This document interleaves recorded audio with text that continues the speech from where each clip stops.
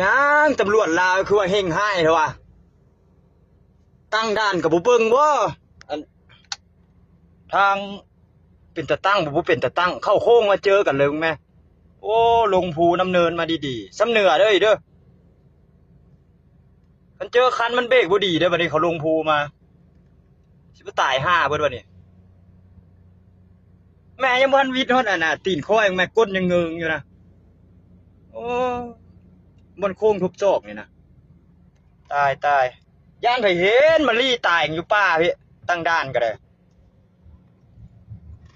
ตั้งบ่อนมันซื้อบ่อนนั่นมีคนมีบ้านคนแน่ก็บ่ได้วะอายเขาวะหรือจังได๋มันลี่อยู่ป่าพี่ป่าก็บ่ว่าดอกตีนภูพี่นะ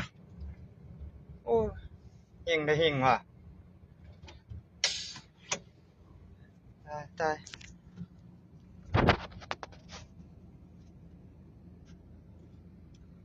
กำลังลงภูมาวิทย์กำลังสิโทษเกี่ยวว่างส่งซะนี่ถอดลงมาของยายพอดีลิบมับแล้วแหละตำรวจกับตำรวจเด้มันไปเลือกเด้